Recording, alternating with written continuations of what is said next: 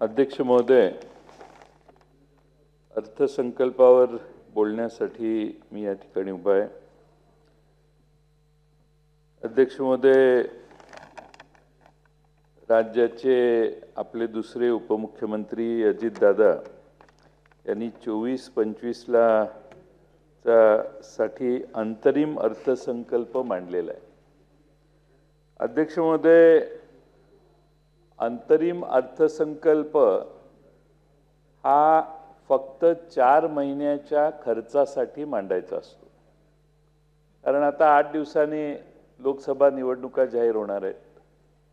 त्यामुळे इंटरिम बजेटचा अर्थच हा आहे की पुढच्या 3-4 महिन्यात सरकारचे पगार आणि रेग्युलर देणी जी आहेत त्याचा उल्लेख करून ते बजेट मांडायचं असतं। निर्मला सीतारामन यांनी त्याची काळजी घेतली आणि कोणत्याही घोषणा त्यांनी अर्थसंकल्पात, केंद्रीय अर्थसंकल्पात केल्या नाही।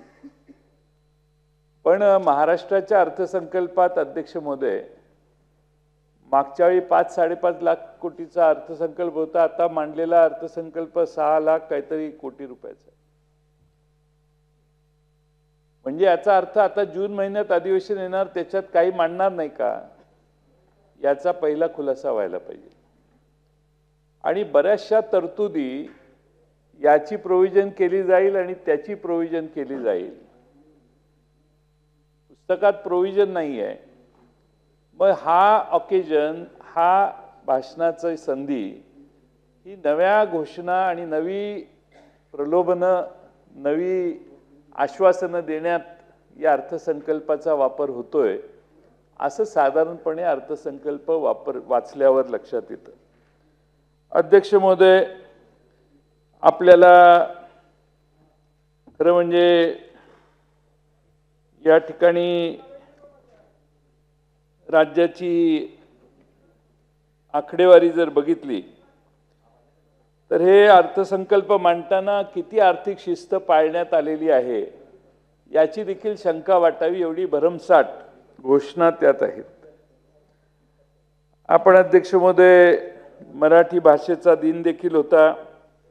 अर्थमंत्र्यांनी कधी नव्हे, त्यांचा स्वभाव नाही आहे तो, पण कुसुमाग्रजांपर्यंत अर्थसंकल्प नेऊन चिटकवण्याचं काम देखील अर्थसंकल्पात आमच्या अजितदादांनी केलं।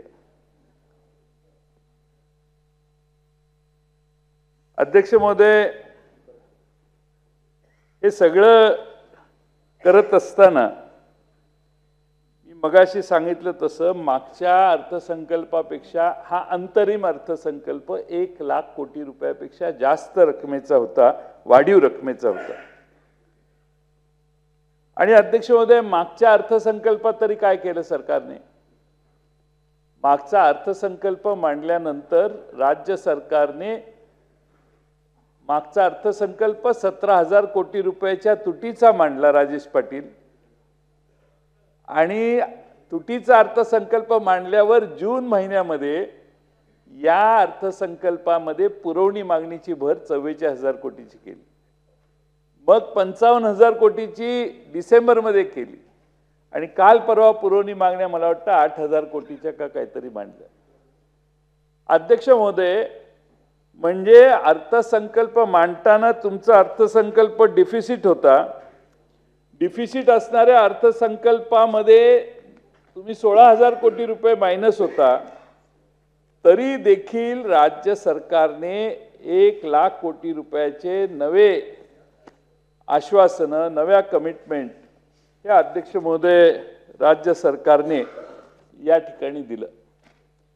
अध्यक्ष महोदय, काय हरकत नाही, पण अध्यक्ष महोदय, ज्यावेळी 2022चा अर्थसंकल्प त्यांनी आमच्या बाजूने मांडला त्यावेळी विरोधी पक्षाच्या बाकावरून तत्कालीन विरोधी पक्ष नेत्यांनी भाषण काय केलं? देवेंद्र फडणवीस म्हटले, गेले 2-3 वर्ष मी बघतो आहे की महसुली तूट कमी दाखवायची आणि मग पुरवणी मागण्यांच्या आधारे नवीन मागण्या आणायच्या, शेवटी ही तूट मोठ्या प्रमाणात वाढते। आपण अर्थसंकल्प तयार करतोय दाखवण्यात करता आणि खर्च मात्र मनमानीपणाने करतोय, असा याचा अर्थ आहे। अर्थसंकल्पाचा आणि खर्चाचा ताळमेळच लागत नाहीये। ज्यावेळी जो खर्च वाटला तो करतोय, त्याला पुरवणी मागण्याच्या माध्यमातून मान्यता दिली जाते, मूळ खर्च मात्र करतच नाही। आता अध्यक्ष महोदय, याला आपण काय म्हणणार? अध्यक्ष महोदय, मी मगाशी सांगितलं की मागची तूट 16,000 कोटी रुपयाच्या वर होती बजेट मांडतानाच्या दिवसाची। त्यानंतर हे ॲडिशन जवळपास 1 लाख कोटी रुपयाच्या नव्या पुरवणी मागण्या मांडण्यात आल्या आणि त्यामध्ये अनेक आमदार, 40 आमदार नवीन आले, त्यांच्या कमिटमेंट काही होत्या। या सगळ्या कमिटमेंट करत करत ती पुरवणी मागणीचं शेपूट मारुतीच्या शेपुटासारखं वाढत वाढत गेलं आणि एकदम अध्यक्ष महोदय त्या लाखभर कोटी रुपयाचा विसर पडला का ते या सध्याच्या बजेटमध्ये घातले माहीत नाही, पण नव्या अर्थसंकल्पात ही तूट एकदम 9,000 कोटीवर आली। प्रश्न असा उठतो की मागच्या 1 लाख कोटी रुपयाच्या नव्या तरतुदी ज्या केल्या, ज्या मागच्या अर्थसंकल्पातल्या पेक्षा तुटीची तूट वाढवणाऱ्या होत्या, त्या तूट वाढवणाऱ्या सगळ्या प्रोव्हिजन्स या नव्या अर्थसंकल्पात आहेत का? ही तूट 9,000 कोटी रुपयापर्यंत खाली कशी आली? 94,000 कोटीची फिस्कल डिफिसिट 99,000 कोटी रुपयापर्यंत पोहोचली। राज्याच्या आर्थिक हेल्थबद्दल मी काही बोलत नाही, तर तो आता निवडणुकीमुळे सगळ्यांनीच विषय सोडलेला दिसतोय मला। पण अध्यक्ष महोदय, आपण या ठिकाणी बारकाईने हे बघितलं पाहिजे की आता फिस्कल डिफिसिट ही आमचं 99,288 कोटी आहे, म्हणजे ते 1 लाख कोटीच्या वरच असणार। थोडीशी जुगाड करून जरा दुरुस्ती केलेली दिसते याच्यात। म्हणजे आपण बाटाच्या दुकानात गेल्यावर बुटाची किंमत कशी असते? 999 रुपये। तसं हे फिस्कल डिफिसिटचा आकडा दाखवलेला आहे 99,288 कोटी रुपये। म्हणजे भास्कर, हे 1 लाख काही हजार कोटी रुपयावर असणार आणि त्यामुळं एक्झॅक्ट आकडा 99,288 कोटी आहे। तो एक्झॅक्ट आकडा हा मी मगाशी सांगितलं तसं बाटाच्या दुकानात गेल्यावर जो आकडा आहे, मला आज एक वेळा प्रश्न पडतो की बाटाच्या दुकानात गेल्यावर 90 रुपयाला का नाही बूट, तो 99 रुपयालाच का असतो? तर माणसाला बरं वाटतं की बाबा 100 रुपयाच्या वर नाही ना, 99 रुपये चल घे। त्यामुळे अध्यक्ष महोदय, हे राजकीय तूट आणि या सगळ्या गोष्टीचा तपशील जर बघितला तर FRBMचा 2003ला आपण याच सभागृहात कायदा केलाय।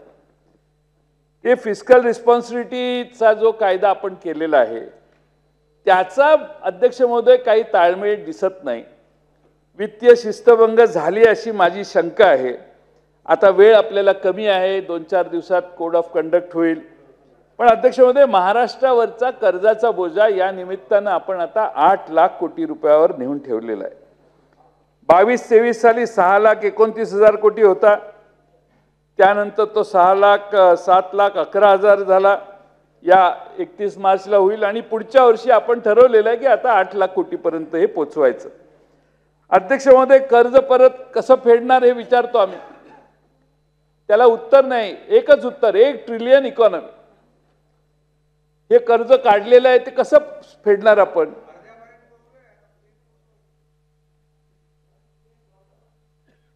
काय काय कळलं नाही आपलं।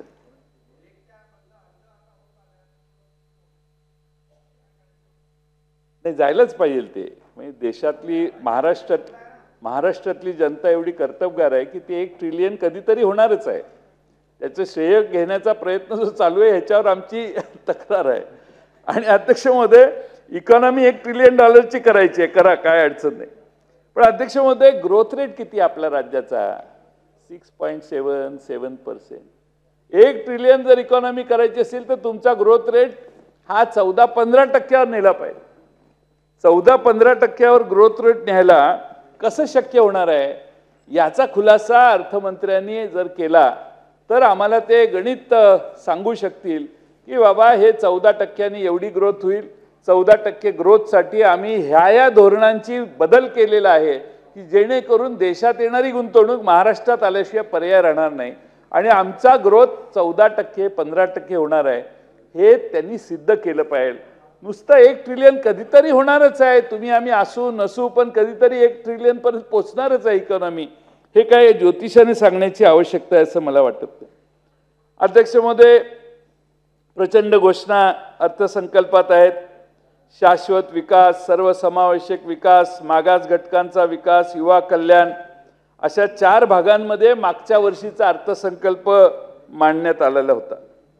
अध्यक्ष महोदय, मग ह्या 4 घटकांचं मागच्या वर्षभरात काय काय चांगलं झालं याचा तर खुलासा या अर्थसंकल्पीय भाषणात व्हायला पाहिजे होता. अध्यक्ष महोदय, पण यावेळी आम्हाला आर्थिक पाहणी अहवाल आला नाही. आर्थिक पाहणी अहवाल आला असता तर आम्हीच सांगितलं असतं ह्या तुमच्या 4 कॅटेगरीचं जे तुम्ही विशेष उल्लेख केला त्यांची देशात राज्यातली परिस्थिती काय आहे. आणि त्यामुळे जेव्हा केव्हा तो आर्थिक अहवाल येईल त्यावेळी मला खात्री आहे की या सरकारने ज्या घोषणा केलेल्या आहेत त्याच्याबद्दल जास्त प्रकाश पडल्याशिवाय राहणार नाही. अध्यक्ष महोदय, आपली महाराष्ट्र आर्थिक विकास परिषद आहे, त्यांनी सांगितलेलं आहे की 7% आहे, त्याचं दुपटीनं म्हणजे 14-15% ग्रोथ रेट केल्याशिवाय आपल्याला पर्याय नाही, असं यांच्या सरकारच्या सल्लागारांनी देखील सांगितलेलं आहे. हे अध्यक्ष महोदय विसरता येणार नाही. अध्यक्ष महोदय, शेतकरी वर्गाला लाखो कोटी रुपयाच्या अर्थसंकल्पात 6 लाख कोटीपेक्षा जास्त अर्थसंकल्प गेलेला आहे. मग महाराष्ट्रातल्या शेतकऱ्यांना काय 3750 कोटी फक्त. अध्यक्ष महोदय, खरं म्हणजे दुष्काळाची धाकता वाढते, दुधाला रास्त भाव नाही, कांद्याचे भाव गडगडलेले आहेत, शेतमालाचे दर अत्यंत कमी आहेत, पीक विम्याची 25% अग्रिम अजून मिळालेला नाही, लंपीमुळे दगावलेल्या जनावरांची भरपाई या सरकारने दिलेली नाही, अनेकांना मागील वर्षीचं कांदा अनुदानही मिळालेलं नाही. त्यामुळे अध्यक्ष महोदय, शेतकरी वर्ग प्रचंड नाराज आहे या सरकारबद्दल. या सरकारचं शेतकऱ्यांकडे दुर्लक्ष आहे. हायवे आणि मेट्रो हे बांधण्याच्या पलीकडे या सरकारचा महाराष्ट्रातल्या गोरगरिबांचा विचार करण्याची इच्छा दिसत नाही. हे पुन्हा एकदा अर्थसंकल्पावरून महाराष्ट्राच्या जनतेला कळते. अध्यक्ष महोदय, सरकारकडून काही मदत झाली नाही. अवकाळीची मदत देखील नाशिक जिल्ह्यात थोडी बहुत मिळाली, पण महाराष्ट्रातल्या दुसरीकडे कुठं नाही मिळाली. आणि आता उन्हाळा आहे जवळ. तुम्ही फलटण तालुक्यातले अध्यक्ष महोदय, तुम्हाला माहिती आहे पाणी मागं किती ओढ आहे. कोयना धरणातील पाणी आता मर्यादित आहे, वारणात आहे, सगळ्या आपल्या धरणात आता तळ दिसायला लागलेला आहे. आणि त्यामुळे अध्यक्ष महोदय, पाणी पातळी खालावलेली आहे. शेतकऱ्याच्या समोर सगळ्यात मोठा प्रश्न आहे जगायचं कसं. आणि म्हणून आदिती, हा सगळ्यात महत्त्वाचा प्रश्न आहे.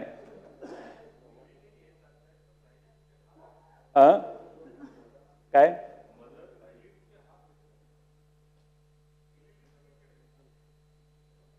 मदत आणि पुनर्वसन मंत्री खातं तुमच्याकडे आहे का? बघा, ते बसून प्रश्न विचारतायत कुठं राहिली. म्हणजे मागच्या ती झिरपली, हातात नाही मिळाली. आणि त्यामुळे अध्यक्ष महोदय, आज महाराष्ट्रातल्या शेतकऱ्यांच्या पुढे जगायचं कसं हा प्रश्न आहे. NDRF प्रमाणे अध्यक्ष महोदय आमची मागणी आहे सर्व दुष्काळग्रस्त दुष्काळ सदृश तालुक्यांना मदत करण्याची भूमिका. अध्यक्ष महोदय, मदत व पुनर्वसन मंत्री, खरं म्हणजे हे भाषण अर्थमंत्र्यांनीच ऐकायला पाहिजे, पण तुम्ही ऐकताय हा माझ्यावर फार मोठा उपकार आपला आहे की तुम्ही इथं बसलेला आहात. त्यामुळं आपल्याला एवढा तुम्ही दिसला म्हणून तो विषय काढला, नाही तर शक्यतो काढला नसता मी. अध्यक्ष महोदय, महाराष्ट्रात कापूस, सोयाबीन, इतर पिकं पिकवली जातात. देवेंद्र फडणवीस साहेब 2014च्या आधी म्हणायचे सोयाबीनला 6000 रुपये दर द्या, कापसाला 10,000 रुपये द्या. 5 वर्ष मुख्यमंत्री म्हणून त्यांनी कारभार केला. 2 वर्ष सोडले तर पुन्हा आता उपमुख्यमंत्री झालेले आहेत. अर्थमंत्री पण मधल्या काळात झालेले होते. कापसाला भाव कुठं वाढला? सोयाबीनचा दर का खाली पडला? कापूस खरेदी केंद्र किती दिवसापासून बंद आहे? त्याबाबत अध्यक्ष महोदय, या सरकारने केंद्र सरकारला बहुतेक विनंती केलेली नाही कापूस खरेदी करण्यासाठी तुमची सेंटर काढा म्हणून. अध्यक्ष महोदय, आणि म्हणून माझी आपणाला विनंती आहे की महाराष्ट्रातले शेतकरी समुदाय प्रचंड नाराजीत आहे. आणि म्हणून महाराष्ट्रातल्या शेतकऱ्यांच्या आत्महत्येचं प्रमाण देखील अध्यक्ष महोदय वाढलंय. आपण इकडे मुंबई फार चांगली आहे, इतकं ग्लोरिफाय आपण करू शकतो मुंबई दाखवून देशात आणि जगातल्या पाहुण्यांना, पण आपल्या ग्रामीण भागातली परिस्थिती काय आहे ज्याच्याकडे या अर्थसंकल्पात लक्ष देण्यात आलेलं नाही. अध्यक्ष महोदय, खरं म्हणजे आपण मला आठवतं की माननीय मुख्यमंत्री महोदयांनी मुख्यमंत्री पदाची शपथ घेतली. आता 1.5 वर्ष पूर्ण झाले. त्यांनी पहिल्याच भाषणात सांगितलेलं होतं की मी आपला महाराष्ट्रातला शेतकरी आत्महत्या मुक्त करेन.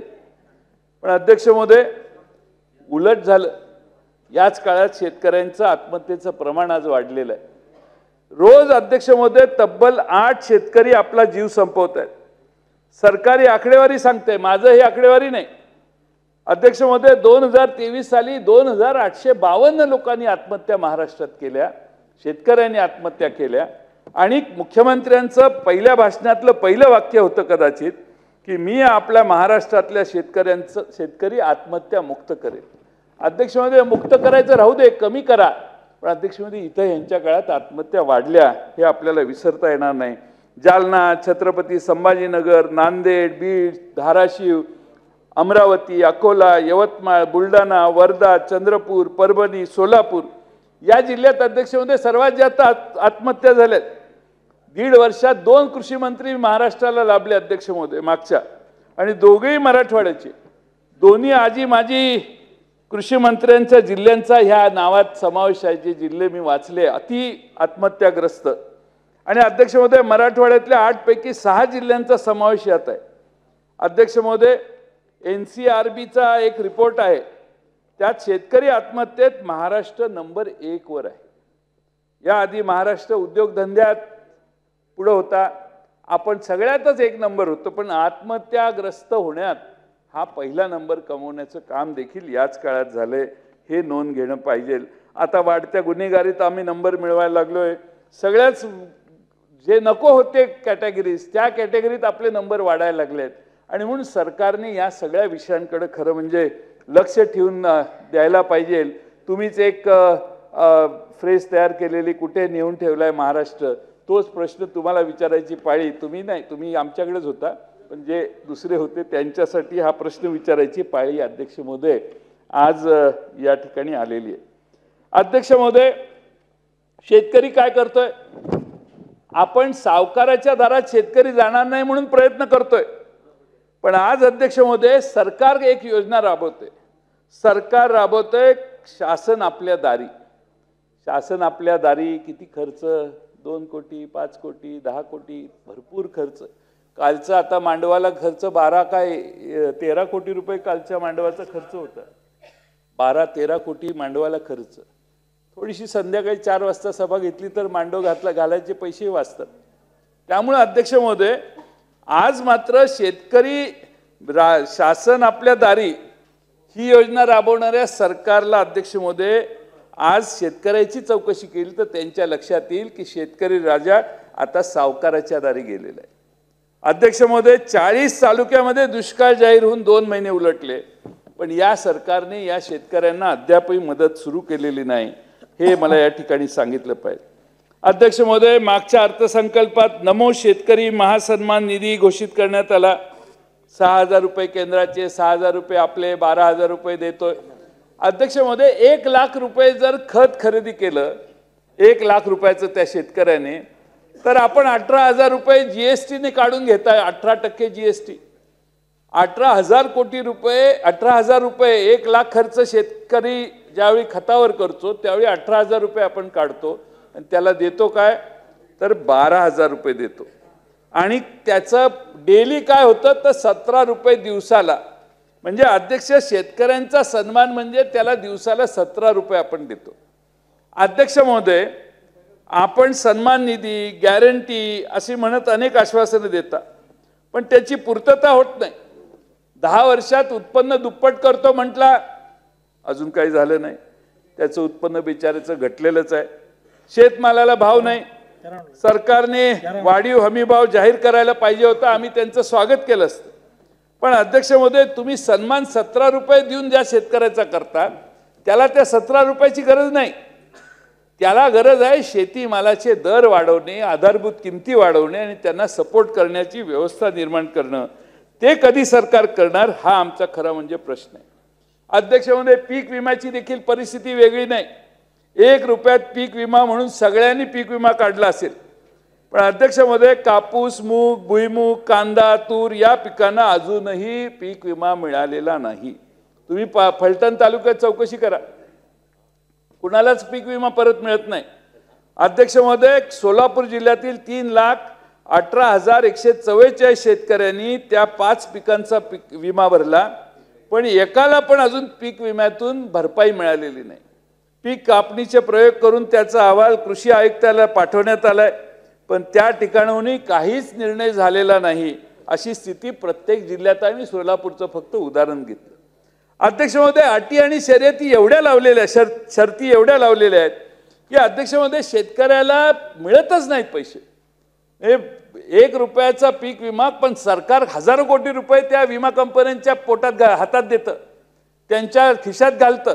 त्या हजारो कोटी रुपयातले किमान निम्मे तरी पैसे महाराष्ट्रातल्या जनतेला, शेतकऱ्यांना ज्यांनी विमा काढलाय त्यांना परत यायला पाहिजे. ह्यांना आता शेतकऱ्यांना अध्यक्षांमध्ये त्या विमा कंपन्यांना आता 100% प्रॉफिट झाला. पूर्वी शेतकरी विमा भरायचे, प्रीमियम भरायचे, ते शेतकरी येऊन लढाई करायचे, वाद घालायचे. आता 1 रुपयानं विमा निघालाय म्हटल्यावर कोण नादाला लागत नाही आणि इकडे हजारो कोटी रुपये विमा कंपन्यांच्या खिशात घालायचं काम चाललंय. आणि म्हणून अध्यक्ष महोदय, माझी आपणाला विनंती आहे की या फसव्या योजनांच्याकडे देखील सरकारने लक्ष देणं आवश्यक आहे. आता 50,000 प्रोत्साहनपर अनुदान द्यायचं ठरलेलं काही लोकांना मिळाले, पण बऱ्याच लोकांना अजून मिळालेलं नाही. आमच्या महाविकास आघाडीच्या काळातलं हे तेव्हाच्या तत्कालीन अर्थमंत्र्यांनी दिलेलं आश्वासन आहे. परत 2 लाख रुपयावरचं कर्ज थकलेलं आहे, त्यांनाही आपण कमिटमेंट दिलेली होती की तुम्ही काही काळजी करू नका, 2 लाख रुपयाच्या वरच्यांचं थकलेलं जे आहे त्यांच्यासाठी आम्ही योजना आणतो. पण अद्याप देखील आता शेवटची संधी होती, तीही गेली. 2 लाखाच्या वर ज्यांचं कर्ज आहे थकलेलं त्यांना मदत करण्याची या सरकारने भावना दाखवलेली नाही. अध्यक्ष महोदय, ग्रामीण भागातली इकॉनॉमीची परिस्थिती काय? अध्यक्ष महोदय, centre for monitoring Indian economy म्हणून एक खाजगी संस्था आहे. दर 3 महिन्याने ग्रामीण आणि शहरी भागातल्या लोकांच्या उत्पन्नाचं असेसमेंट आणि खर्चाचं असेसमेंट करते. अध्यक्ष महोदय, यामध्ये अध्यक्ष महोदय, ग्रामीण भागातल्या कुटुंबाचं उत्पन्न 8% वाढलं आणि 6% इन्फ्लेशन वाढलं, महागाई वाढली.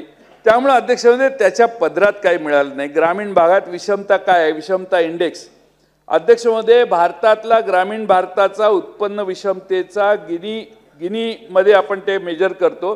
गिनी महाराष्ट्रापेक्षा कमी आहे, 0.49. पण आपल्या महाराष्ट्रात मात्र हाच मापक हे 0.56 आहे. अध्यक्ष महोदय, एप्रिल 22 मध्ये हाच आकडा 0.55 होता, आता तो 0.56 झालेला आहे. ऑल इंडिया ॲव्हरेज 0.49 आहे. म्हणजे महाराष्ट्रातल्या ग्रामीण भागात प्रचंड विषमता आहे, हे आकडेवारी सिद्ध करते. अध्यक्ष महोदय, 45% कुटुंब सीमांत भूधारक आहेत, 25% अल्पभूधारक आहेत. शेतीबाहेर काहीतरी रोजगार शोधावा लागतो. म्हणून अध्यक्ष महोदय, आज रोजगार हुडकतात माणसं.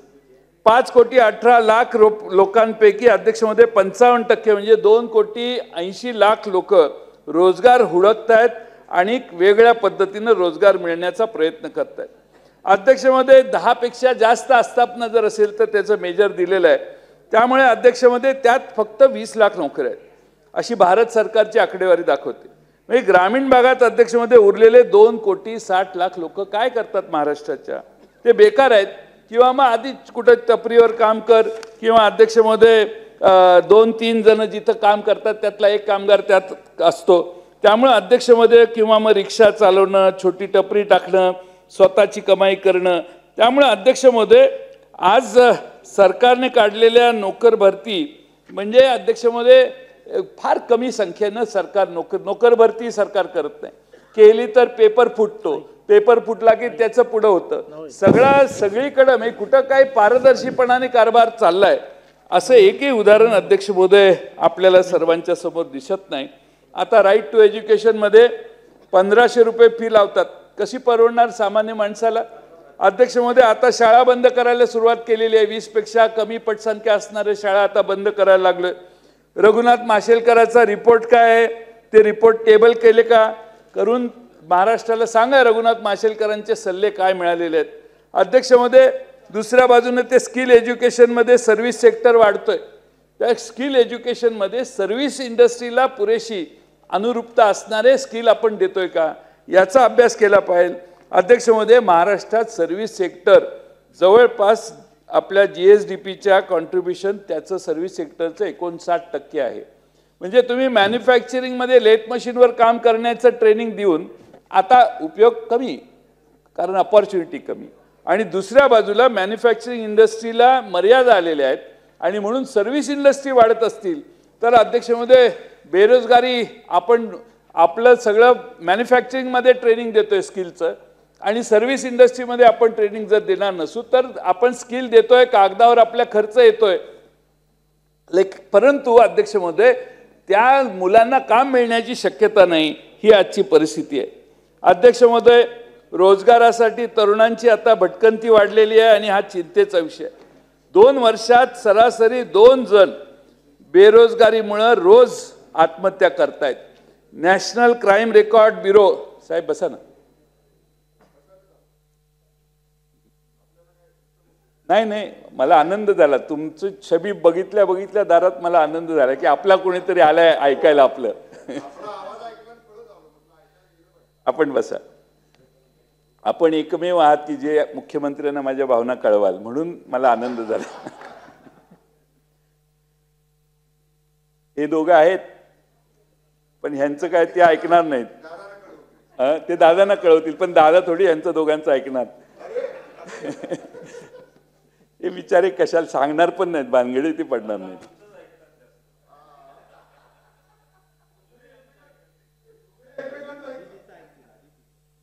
सरासरी 2 जणांचा बेरोजगारीमुळे आत्महत्या चालू आहेत. नॅशनल क्राईम रेकॉर्ड ब्युरोच्या NCRBच्या आकडेवारीवरून हे स्पष्ट झालेलं आहे. अध्यक्ष महोदय, राज्याच्या तुलनेत इतर राज्यांच्या तुलनेत महाराष्ट्रातले हे आत्महत्येचं प्रमाण वाढलंय. NCRBच्या आकडेवारीनुसार 2 वर्षात बेरोजगारीमुळे सर्वाधिक आत्महत्या महाराष्ट्रात झाल्याचं समोर आलंय आणि 22 मध्ये आत्महत्या देशात 3170 होत्या, 642 महाराष्ट्रात होत्या. आणि म्हणून अध्यक्ष महोदय, महाराष्ट्रातल्या तरुण वर्गाची एक चिंता या सदनाच्या मनात असणं आवश्यक आहे असं मला वाटतं. अध्यक्ष महोदय, आता प्रोजेक्ट बाहेरच्या राज्यात गेले. दावोसला जाऊन आपण काही नवीन ॲग्रीमेंट 19 केले. त्यातले मुंबईतल्याच बऱ्याच कंपन्या होत्या अशी आमची माहिती आहे. बरं, त्यातल्या एक करार केला ABINBEV, ते ब्रिवरीच्या कंपनीबरोबर करार केला. 600 कोटीचा सामंजस्य करार. बेल्जियमची ब्रिविंग कंपनी आहे, ती ब्रिवरी तयार करते. म्हणजे अध्यक्ष महोदय, आमच्या बाजूनं ज्यावेळी आमच्या सरकारनं काही योजना आणल्या त्या वाईन प्रमोशनला कडाडून विरोध भारतीय जनता पक्षाने त्यावेळी केला. आणि आता सगळ्यात मोठी इन्व्हेस्टमेंट कुठली तर ब्रिवरीची आपणच आणताय. हा विरोधाभास आहे अध्यक्ष महोदय. आणि अध्यक्ष महोदय, तीच योजना यांनी परत सुरू केली. म्हणजे अध्यक्ष महोदय, सरकार असेल तर बोलायचं वेगळं आणि सरकार नसेल तर बोलायचं वेगळं. हे अध्यक्ष महोदय जरा गांभीर्याने आपण सगळ्यांनी लक्ष घातलं पाहिजे. अध्यक्ष महोदय, संपूर्ण भाषणामध्ये अर्थमंत्री महोदयांच्या कुठेही शाहू फुले आंबेडकरांचं नाव त्यांनी घेतलं नाही. फक्त योजनांना नाव होती तेवढीच. पण शाहू फुले आंबेडकरांच्या विचारांना आता मी काम करणार आहे हे जे सतत सांगतात, पण त्यांना अलाउड नाही झालं शाहू फुले आंबेडकरांचं नाव भाषणात टेक्स्टमध्ये घालायचं. अध्यक्ष महोदय, ही चिंतेची बाब आहे. विचार सोडून जर काही होत असेल तर मात्र या विकासाला फारसा अर्थ नाही. आपण महाराष्ट्रातल्या बहुजन समाजाला घेऊन काम करायचं ठरवलेलं आहे. आपण आयुष्यभर त्याच विचारानं जर काम करणार असू तर अध्यक्ष महोदय, शाहू फुले आंबेडकरांचा विचार आपल्याला सोडता येणार नाही. पण या भाषणात मला उत्सुकता होती, तसा काही योजनांच्या नावाच्या पलीकडे काही तसा उल्लेख दिसला नाही. अध्यक्ष महोदय, तरुणांच्या हाताला कसं काम देणार याचाही उल्लेख नाही. इन्फ्रास्ट्रक्चरमध्ये अध्यक्ष महोदय, सतत आम्ही सगळे या बाबतीत काम केलेलं आहे. दिल्लीपासून गल्लीपर्यंत सगळे आता असं सांगतात, इन्फ्रास्ट्रक्चर इन्फ्रास्ट्रक्चर इन्फ्रास्ट्रक्चर. अध्यक्ष महोदय, मुंबई पुणे एक्सप्रेस हायवे झाला, मनोहर जोशी साहेब होते त्यावेळी. एवढा छान रस्ता झाला, पण त्यानंतर सरकार दुसरं आलं. कारण लोकांना इन्फ्रास्ट्रक्चर पाहिजे, त्यांना विरोध नाही लोकांना, पण लोकांच्या घरात काय पिकतं, घरात काय चाललंय, घरातले प्रश्न, बेकारीचे प्रश्न, महागाईचे प्रश्न, महिलांच्या अत्याचाराचे प्रश्न, या सगळ्या समस्या लोकांच्या ज्या आहेत त्याच्याकडे दुर्लक्ष करून इन्फ्रास्ट्रक्चरकडे जर काही केलं तर हे प्रश्नाचं उत्तर त्या सामान्य माणसाला कधीच मिळत नाही. आता अध्यक्ष महोदय, खरं म्हणजे आता मी काय त्याच्यासाठी स्पर्धा करत नाही, पण कोस्टल रोड आमच्या सरकारने, उद्धवजी ठाकरे साहेब होते तेव्हापासून आपण कोस्टल रोड, अटल सेतू, समृद्धी महामार्ग, निळवंडे धरण याला गती देण्याचं काम आपल्या सरकारमध्ये केले. आपण सगळे एकत्रित होतो अध्यक्ष महोदय त्यावेळी. आणि त्यामुळे अध्यक्ष महोदय, हेच ना, सगळे तिकडे जाऊन बसलेत.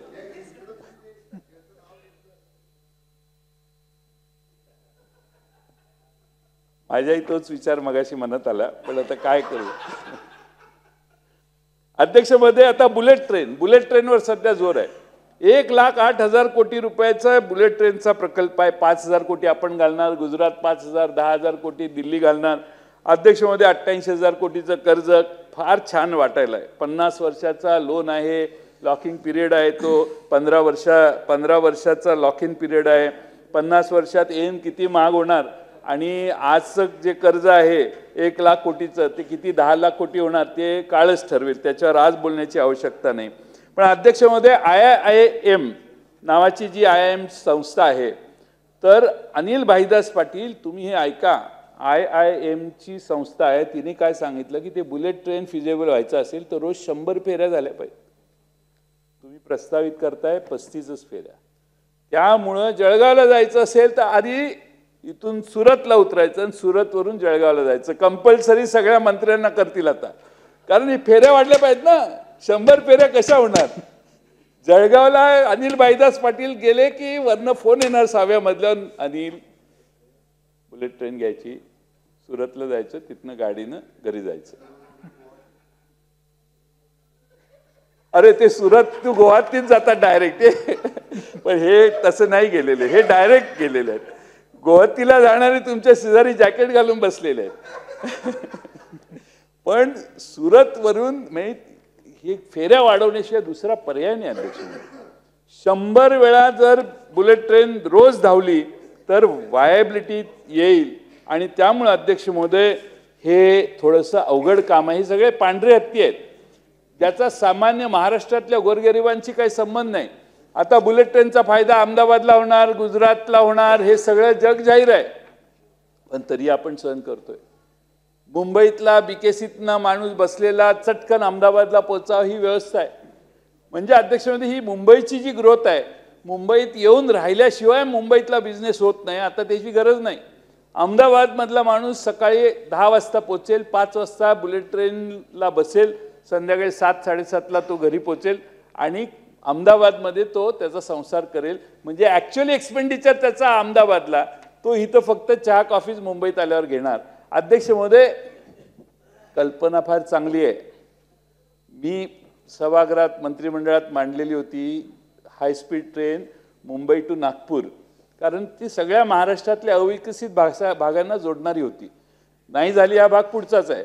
पण अध्यक्ष महोदय, ही बुलेट ट्रेन ही शेजारच्या राज्यात आपल्या राज्यातला फ्लो घेऊन चाललेली आहे, याकडे मी आपला लक्ष वेधतोय. आणि अध्यक्ष महोदय, या ठिकाणी आता आपण दर्जोन्नती रस्त्यांची करतोय, 7,000 कोटी रुपये त्याला दिलेली आहेत. निर्यातीला प्रोत्साहन म्हणून अध्यक्ष महोदय 450 कोटीची तरतूद केलेली आहे. निर्यातीच्या प्रोत्साहनात अध्यक्ष महोदय, कांदा निर्यातीवर केंद्र सरकारने बंदी घातली. आता प्रोत्साहन कुणाला द्यायचं. निर्यातीवर तुम्ही प्रोत्साहनासाठी 450 कोटी ठेवले, कांदा निर्यातीवर बंदी आहे. तिकडं त्या बांगलादेशला ते हे गेले, संत्र गेली विदर्भातली, तर त्यांनी इम्पोर्ट ड्युटी वाढवलेली आहे. द्राक्ष गेली, त्यांनी इम्पोर्ट ड्युटी बांगलादेशने वाढवलेली आहे. मग हे 450 कोटी रुपयाची तरतूद आहे, तर महाराष्ट्रातले जे शेतकऱ्यांचा माल पलीकडे जातो आणि ज्यांना जास्त ड्युटी भरावी लागते, त्यांना आता मेघे साहेब आमच्या मागं समीर मेघे बसलेले आहेत, आता त्यांना विचारा, संत्रे यावर्षी बांगलादेशला जाऊ शकले नाहीत. का जाऊ शकले नाहीत, तर तिकडे इम्पोर्ट ड्युटी वाढवलेली आहे. त्यामुळं यात अध्यक्ष महोदय, निर्यात बंदी उठवण्यासाठी एखादं स्टेटमेंट आलं असतं आम्हाला आनंद झाला असता. मध्ये निर्यात बंदी उठवल्याची हूल आली आणि परत कळलं तशी काही निर्यात बंदी उठवलेली नाही.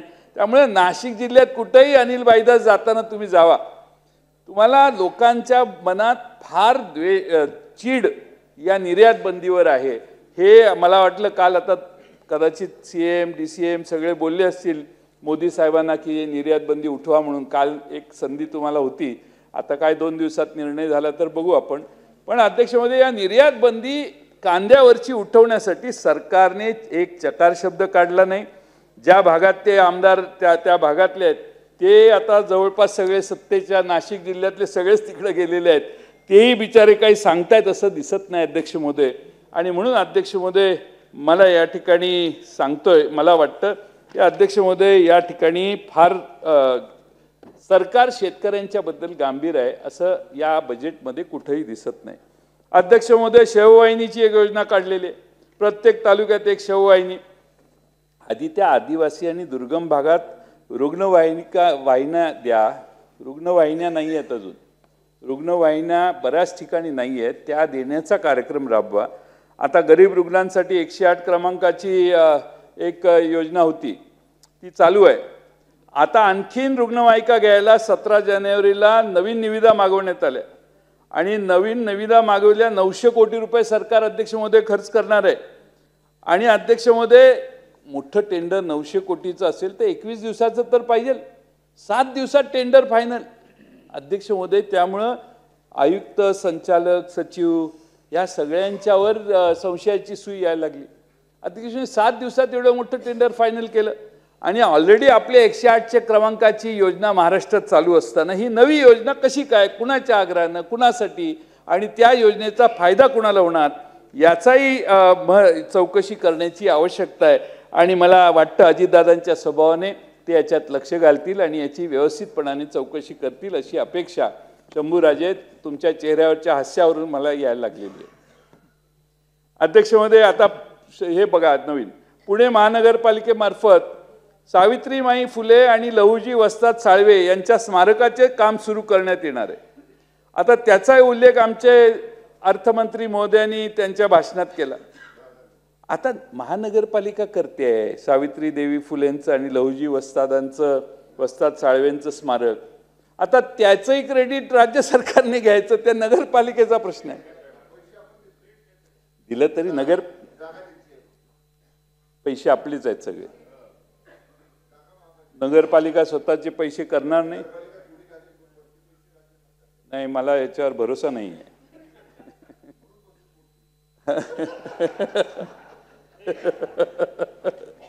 अध्यक्ष महोदय, माझं म्हणणं की नगरपालिका करते ते करू दे ना, त्याचं श्रेय काय. उद्या ग्रामपंचायतीत एखादा कार्यक्रम झाला तर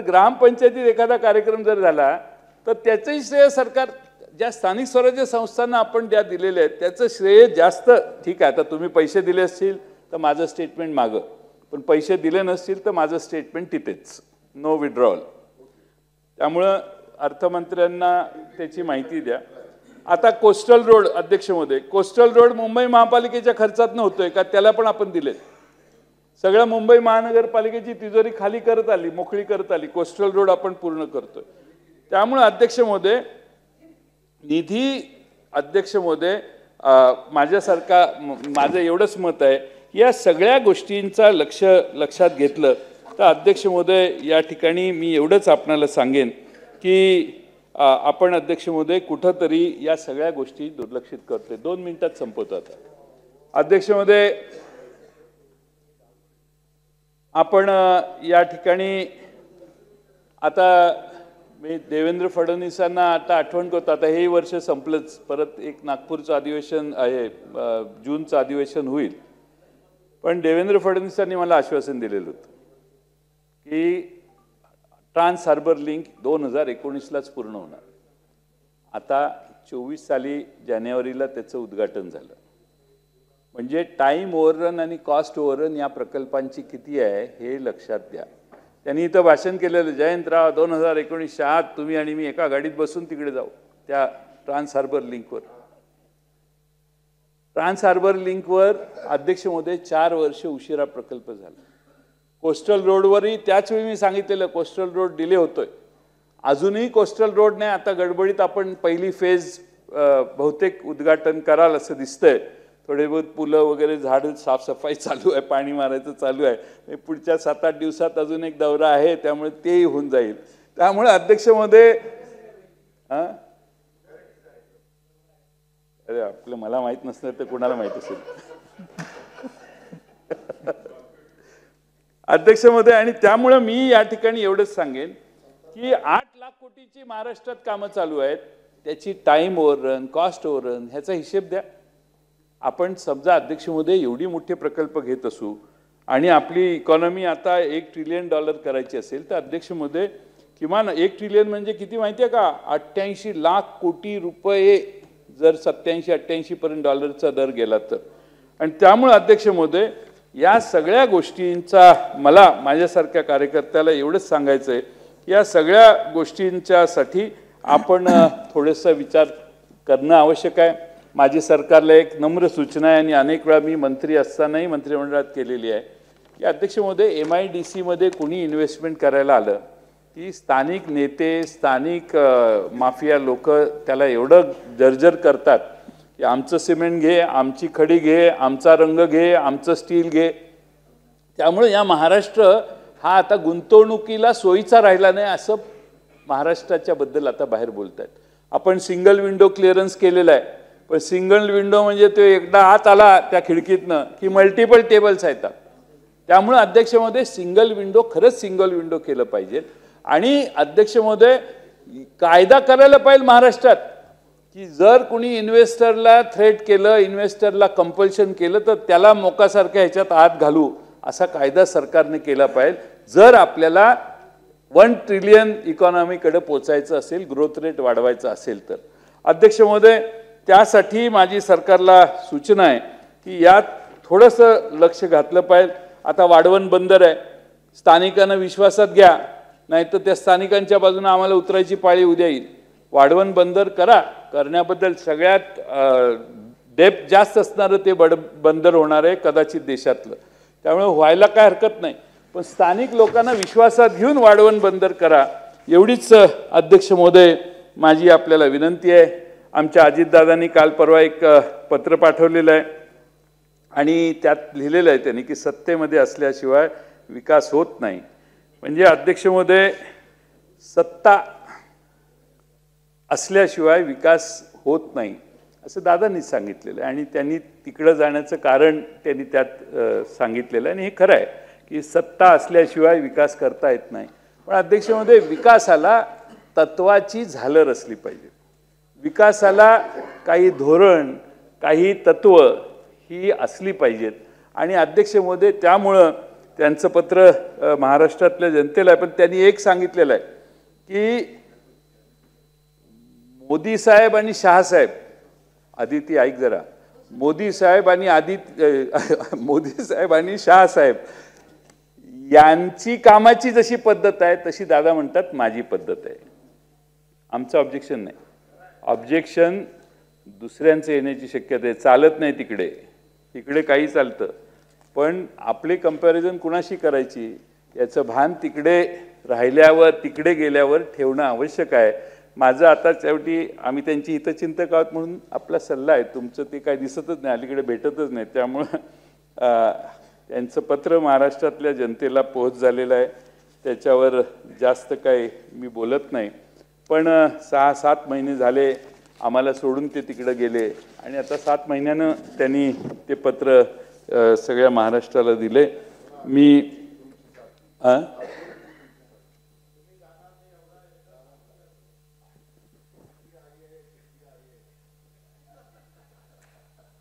हे असे मध्ये आहेत की कोण कुठं जातो हे बघत बसलेले आहेत, स्वतः यांची काही भूमिकाच नाही आहे. हे इकडच्याकडेही बघतायत आणि इकडच्याकडेही, आणि मधल्या वाटेत इकडे लक्ष इकडेच आहे त्यांचं की इकडून तिकडं कोण जातंय. बच्चीजी जरा थोडासा ठामपणाने भूमिका घ्या, तुमच्यासारखा ठामपणाची भूमिका.